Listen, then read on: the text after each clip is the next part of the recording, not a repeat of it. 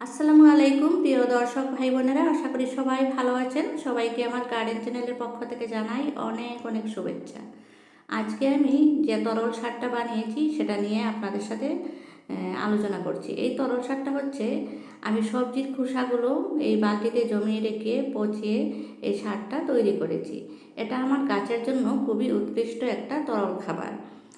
এই সারটা আমি কিভাবে প্রস্তুত করেছি স্কিপ না করে ভিডিওটা দেখে নিন। আপনারাও যদি বাগান করে ভালোবাসেন তাহলে এই ভিডিওটা আপনাদের জন্য। দেখুন, অনেক দিন থেকে সবজির খোসা জমিয়ে রেখেছি। এখানে 2-3 দিনের সবজির খোসা হবে। জমিয়ে রেখে এই বালতিতে আমি দিয়ে দিলাম। তারপরে বালতিটা ঢাকনা দিয়ে ঢেকে এক সাইড করে রেখে দিয়েছিলাম। 4-5 দিন পরে দেখা গেল এই সবজির খোসাগুলো পচে যাবে। এই 4-5 দিনের মধ্যেই সবজির খোসাগুলো পচে যাবে। দেখুন, সবজির খোসাগুলো পচে গিয়ে একটা তরল সার বেরিয়েছে। আর সেই তরলটা আমি এই বালতিতে ঢেলে নিলাম। আর এই বালতিতে আমি কিছু প্লেন জলও দিয়েছি সেটার সাথে মিক্স করে নেওয়ার জন্য। সাথে কিছু সবজির খোসাও পড়ে গেছে, তাতে কোনো অসুবিধা নেই। বৃষ্টির দিনে সাধারণত তরল খাবারটা দেয়া খুব কষ্টকর হয়, কারণ বৃষ্টিতে গাছের গোড়াটা এমনিতেই ভেজা থাকে। কিন্তু 4-5 দিন যখন একটানা রোদ হয় ওই টাইমটাতে আমি আমার গাছগুলোতে সবজির খোসা ভেজানো তরলটা দিয়ে দিই। আজকে তাই করব। এই তরলটা আমি প্রস্তুত করে নিয়ে প্রথমে আমার ছোট ছোট গাছগুলো ছোট ছোট টবগুলোতে দিচ্ছি, যেগুলো পর্তুলিকা গাছ। আপনাদেরকে আমি সবসময় দেখিয়ে থাকি আমার পর্তুলিকা বাগানটা।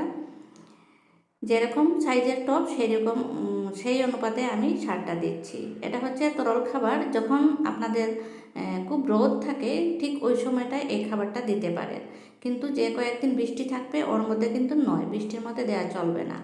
বন্ধুরা, আপনারাও যদি বাগান করে ভালোবাসেন তাহলে অতি অবশ্যই আমার চ্যানেলটা সাবস্ক্রাইব করে দিয়ে আমার সাথে থাকবেন। আর ভিডিও পছন্দ হলে অবশ্যই অবশ্যই একটা লাইক দেবেন। সবাইকে রিকোয়েস্ট করে বলছি, লাইক না দিয়ে কেউ চলে যাবেন না। ছোটো গাছ থেকে আরম্ভ করে বড় গাছ প্রত্যেকটা গাছেই আমি এই তরল খাবারটা দিয়ে দিলাম। হয়ে গেল আমার প্রত্যেকটা গাছে দেয়া। তাছাড়া আজকের যে সবজির খোসাটা বেরিয়েছে আমার রান্নাঘরে, সেটা আমি নিয়ে এসেছি। এই চিচিঙ্গা গাছের নিচে একটা বোতল দিয়ে রেখেছি। প্রথমে একটা কলার খোসা দিয়ে দিলাম, তারপরে সবজির খোসাগুলো এখানে দিয়ে আজকের মতন কাজ এখানেই সমাপ্ত করে আমি ঘরে চলে যাব। বন্ধুরা, সবাই ভালো থাকুন, সবাই মিলে বাগান করুন। বাগান করলে শরীর ও মন দুটোই ভালো থাকবে। যদি আপনার কাছে অল্প একটু জায়গা থাকে তাহলে একটু গাছ করার চেষ্টা করুন।